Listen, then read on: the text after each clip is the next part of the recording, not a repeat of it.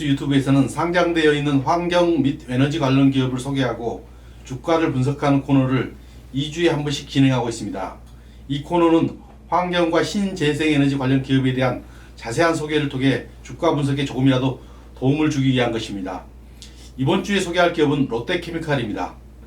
롯데케미칼이 왜 환경기업일까 의아하게 생각하시는 분들도 있을 것으로 보입니다만, 롯데케미칼은 화학 관련 여러 사업을 하고 있기는 합니다만 오늘 초점을 두고 있는 것은 폐플라스틱 재활용입니다. 롯데케미칼은 폐플라스틱을 재성형하거나 원료로 바꾸는 리사이클에게 초점을 두고 있는 기업입니다. 오늘도 정경춘 이사가 나왔습니다. 반갑습니다. 네, 안녕하세요. 정영춘입니다. 롯데케미칼이 3월에는 아마 30만 원을 주가가 좀 넘었던 걸로 알고 있는데 지금은 20만 초반으로 물려서 네. 어려운 분들이 많을 것 같습니다. 네네. 오늘도 자세한 설명 부탁드립니다. 예, 알겠습니다. 안녕하세요. 정영춘입니다. 제가 오늘 소개해드릴 기업은 롯데케미칼입니다. 롯데케미칼은 예전엔 호남석유화학이었는데 롯데가 인수를 하면서 이름이 사명이 롯데케미칼로 변경이 됐죠. 오늘 준비한 내용 한번 살펴보도록 하겠습니다. 2012년도에 롯데그룹이 호남석유화학을 인수를 하면서 롯데케미칼로 사명이 변경이 됐고요. 그리고 작년에는 롯데그룹 안에 있는 롯데첨단소재를 합병을 하면서 사업을 좀 확장을 했습니다. 그래서 지금 현재 하고 있는 사업은 크게 세 가지로 나눌 수가 있는데요. 기초소재 사업이 있고, 첨단소재 사업이 있고, 그리고 친환경 관련된 미래 먹거리 사업이 있습니다. 기초소재 사업은 예전부터 계속 해오던 주력 사업인데 석유화학 제품의 원재료를 만듭니다. 에틸렌이라든지 부타디엔, 고밀도 폴리에틸렌 등을 생산을 하고 있고요. 첨단 소재 사업으로는 플라스틱을 만드는 그 원재료, 그리고 자동차나 가전제품의 그 소재들을 만드는데 ABS나 PP나 PC 이런 것들을 생산을 하고 있습니다. 그리고 이런 화학 사업들이 탄소를 많이 배출하는 사업들이거든요. 그래서 앞으로는 상당히 어려움이 많을 걸로 생각이 들어서 롯데케미칼도 새로운 신규 친환경 사업을 지금 추진 중인데, 수소 생산이라든지 또 CCU라고 하는 탄소 포집 기술 설비라든지 또 폐플라스틱을 자원화시키는 사업, 그리고 수소 저장용 탱크를 만드는 사업, 그리고 또 배터리 소재, 이런 다양한 미래 먹거리 사업도 지금 추진 중에 있습니다. 이제 하나씩 이제 미래 먹거리 사업에 대해서 이제 좀 설명을 드리면, 이제 수소 관련된 사업이 야심차게 준비를 하고 있는데, 올해 7월에 에브리스테포 H2라고 하는 성장 로드맵을 발표를 했거든요. 간단하게 얘기하면 우리나라에서 쓰는 수소 수요의 30%를 롯데케미칼에서 공급을 하겠다, 이런 내용인데, 그래서 2030년까지 4조 4천억이라고 하는 어마어마한 자금을 이 수소 사업에다가 이제 투입을 할 예정이고요. 이제 그 투입을 해서 청정 수소를 생산을 한다든지, 수소를 활용한 사업을 한다든지, 또 수소 사업 기술을 이제 수소 사업 기술 발전을 이제 주도할 예정입니다. 그리고 2030년에는 그린 수소 밸류체인을 완성을 하고, 이제 블루 수소는 16만 톤, 그리고 그린 수소는 44만 톤을 생산을 하겠다고 하는 야심찬 목표를 가지고 있습니다. 여기서 잠깐 용어가 조금 어려울 수가 있는데, 여기 보시면 수소면 수소지, 블루 수소는 뭐고 그린 수소는 뭐냐, 이제 또 궁금해 하실 분이 있는데, 이제 크게 수소를 생산하는 방식에는 세 가지가 있는데, 그레이 수소가 있고 블루 수소가 있고 그린 수소가 있거든요. 그레이 수소는 이제 수소를 생산을 하다 보면은 CO2 가스가 또 발생을 하게 됩니다. 원리를 보면은 이제 물하고 CH4라고 하는 메탄 가스를 결합을 시키면 수소가 발생을 하게 되는데, 그 과정에서 CO2 가스가 필연적으로 생산이 나오게 됩니다. 부산물로. 근데 그레이 수소는 그거를 이제 대기 중으로 이제 방출을 하면서 수소를 생산하는 게 그레이 수소고, 이 블루 수소는 그 생산 방식은 똑같은데 이 CO2 가스를 포집을 해서 저장을 해놓고 수소만 빼내게 되는 겁니다. 그리고 그린 수소는 수소를 생산할 때 메탄가스를 이용하지 않고 물을 전기 분해를 시켜서 수소와 산소로 이제 분해가 되면서 산소와 수소가 나오면서 그 수소를 이제 생산을 하는 방식인데, 이게 가장 친환경적인 수소 생산 방식인 거죠. 그래서 롯데케미칼도 그린 수소를 훨씬 더 많이 생산을 하는 목표를 세운 거죠. 이게 상당히 기술력이 많이 필요합니다. 그린 수소를 만들 때는. 그리고 CCU라고 하는 탄소 포집 기술 설비도 지금 롯데케미칼에서 야심차게 준비를 하는데, 올해 12월에 이런 설비의 실증을 완료를 했습니다. 실험적으로 실증을 완료했고, 이제 상업화를 위해서 설계에 이제 돌입을 하고 있는 상태고요. 2023년도에는 이런 상업 생산을 이제 할 수 있도록 지금 목표를 세워 있고, 그리고 대산 공장에다가 20만 톤 규모의 이산화탄소 포집하고 액화 설비를 건설할 계획입니다.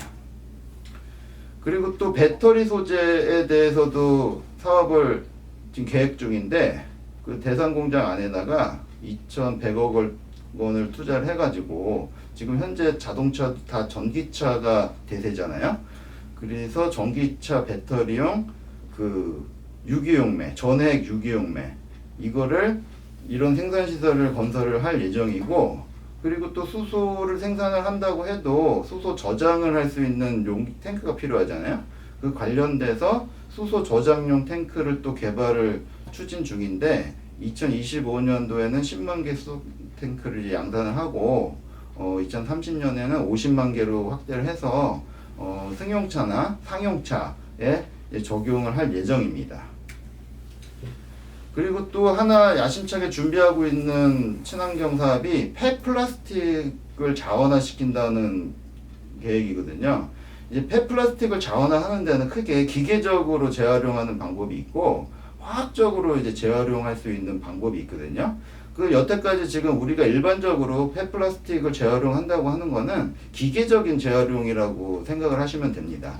여기 그림을 잠깐 보시면 우리가 제품을 만들어 가지고, 이제 흔히들은 이제 생수병이죠. 생수병을 이제 물을 다 먹고 수거를 하게 되죠. 근데 요즘에 얼마 전에 12월 25일부터는 우리나라 정책적으로 일반 가정에서도 다 그 투명한 페트병은 분리배출하게 의무화가 됐거든요.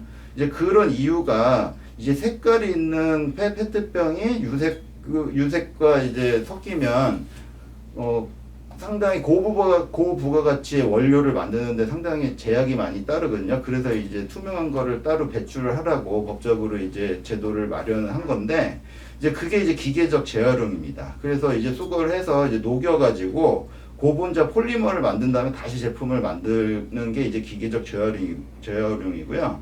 지금 롯데케미칼에서 또 하려고 하는 사업이 화학적 재활용입니다. 그러면 이제 수거까지는 똑같은데, 이 수거를 해서 고분자 물질로 녹이는 게 아니고 그 앞 단계까지 이제 분해를 하는 겁니다. 이제 모노머라고 하는 단량체나 아예 그냥 처음에 있는 원료까지 분해를 해서 다시 고분자를 만들고 제품 만들고 수거를 해서 이 사이클을 계속 돌리겠다는 겁니다. 근데 이 와중에서도 기계적으로도 재활용이 안 되고 화학적으로도 재활용이 안 되는 페트병이 있을 수 있는데, 이런 거는 이제 열 에너지로 이제 연료로 사용을 하게 됩니다.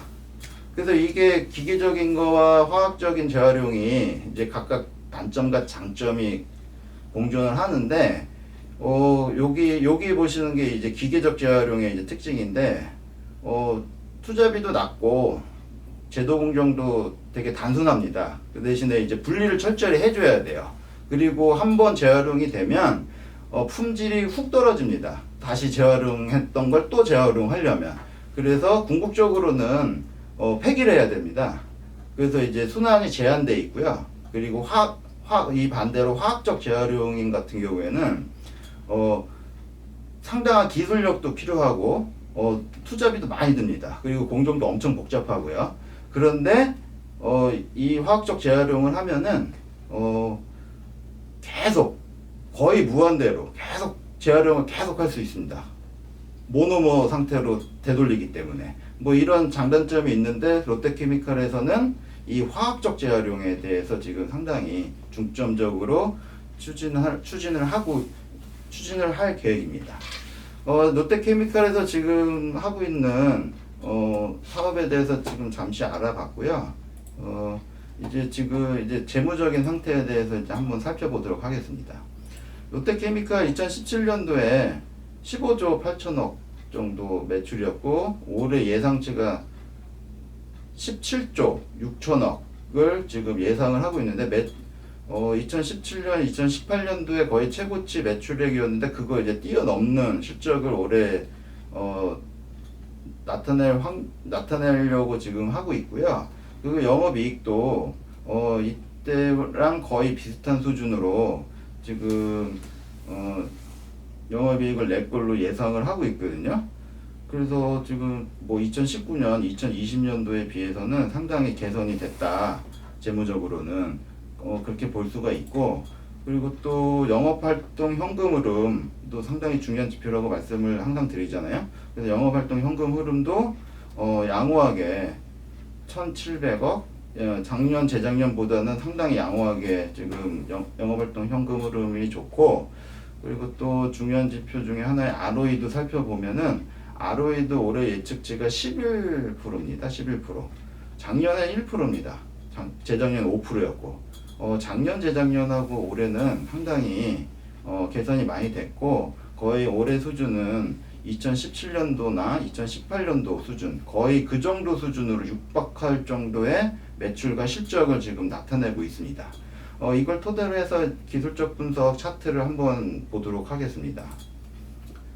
이거는 2020년 12월부터 지금 12월까지 1년치 일봉 차트를 지금 보고 계신데요.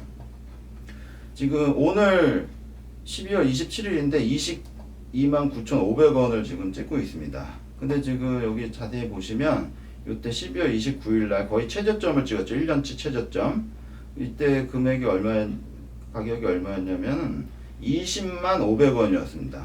그래서 이거를 저점으로 찍고 지금 상승 추세에 있다고 보고 있는데 지금 2020년 3월부터는 계속 내려가고 있는 추세였죠. 내려가다가 살짝 반등을 줬지만 이쪽에선 뚫지 못하고 다시 내려가는 추세인데 지금 화학 관련된 전통적인 사업은 계속 잘 유지가 되고 있고, 그리고 앞으로 아까 말씀드린 친환경 관련된 사업에 대해서 야심차게 좀 준비를 하고 실적이 이제 아직까지는 나오지는 않고 있는데 이게 조만간 상용화가 되고 그렇게 되면은 실적이 내년이나 내후년도부터 본격적으로 나타날 거로 생각이 들거든요.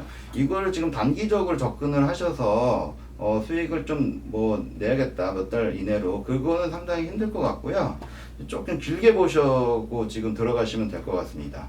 그래서 지금 이거는 이제 일봉을 보신 거고 주봉을 한번 보도록 하겠습니다. 주봉을 보시면 아까 제가 2017년, 2018년도에 상당히 높은 매출액과 영업이익 뭐 이런 것들을 아까 보여드렸잖아요. 그때 수준이 올해 수준하고 좀 비슷한 수준의 상황이기 때문에 요때 기준으로 주가를 한번 평가를 해보시는 게 좋으실 것 같으세요.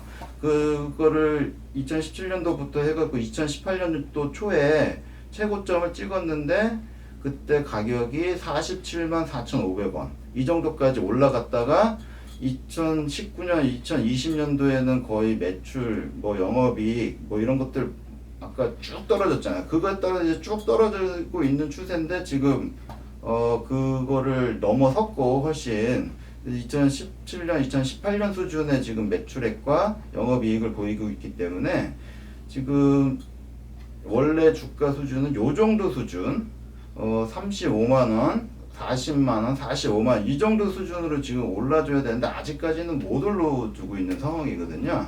그래서 지금 229,500원이라고 하는 가격은 여러가지 상황으로 봤을 때는 상당히 좀 가격이 낮다라고 지금 판단이 들고, 그리고 그 실적이 안 좋았던 2019년, 20년도에 가격이 16만 3천원, 16만원 정도 수준에서 놀고 있었거든요.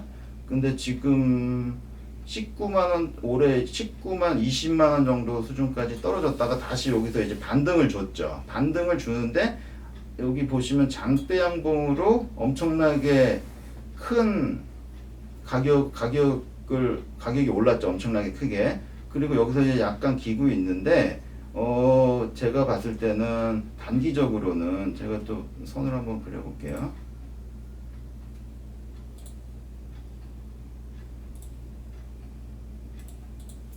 요 정도 수준까지 단기적으로 이제 오를 가능성이 높습니다. 지금 실적도 받쳐주고 있고 신사업에 대해서 투자를 많이 하고 있고 아직까지는 실적이 안 나오고 있기 때문에 좀 미래를 보고 가면은 32만 5천 원 정도 수준까지는 단기적으로 이제 올라갈 확률이 상당히 높고요. 그리고 좀 더 길게 보시면 선을 한번 또 그려볼게요. 요 정도죠. 최소 요 정도 한 중간 정도까지만이라고도 봐도 한 45만 원 정도, 44만 원, 45만 원 정도까지는 내년도에 갈 확률이 상당히 높습니다. 그러면은 이게 지금 여기서 지금 22만, 23만 원 정도에서 지금 옆으로 횡보를 당분간 하다가 32만 원 정도 수준까지는 급격하게 오를 확률은 없지만 이런 식으로 천천히 완만하게 지금 올라주다가 여기가 이제 저항선이거든요. 32만 5천 원. 32만 5천 원을 한 번만 딱 뚫고 이쪽으로 올라가 준다면 여기 2017년, 2018년 수준의 그 주가 차트에서 보여주는 것처럼 요 정도 수준에서 왔다 갔다 하면서 주가가 형성될 걸로 봅니다. 그래서 일단 고비가 32만 5천 원이고 지금 현재 여기서 32만 5천 원까지는 거의 무난하게 갈 걸로 보고 여기서 수급이 한번 좀 들어와서 이쪽 32만 5천 원을 넘겨서 좀 유지를 해준다면 45만 원 수준까지도 내다볼 수도 있을 거라고 생각이 듭니다. 그래서 지금 롯데케미칼 생각하고 계신 분들은 지금 정도가 지금 좀 저가라고 생각을 하셔도 될 것 같으세요. 그래서 만약에 빠져도 이 정도 수준은 상당히 실적 안 좋았을 때 주가였거든요. 그래서 지금 선을 한 번만 다시 그려보면 여기 최고로 많이 빠졌던 최근에 한 20만 원 빠져도 한 20만 원 정도까지는 빠질 수 있을 것 같고 여기서 왔다 갔다 하다가 이 위에서 놀 확률이 높고 여기서 한 번만 좀 반등을 해서 좀 올려주면 이 위에서 놀 확률이 있기 때문에 지금 정도 수준에서 들어가시는 거 상당히 괜찮을 것 같다고 생각이 듭니다. 자, 제가 오늘 준비한 롯데케미칼 여기서 마치도록 하겠습니다. 네, 수고하셨습니다. 네, 감사합니다.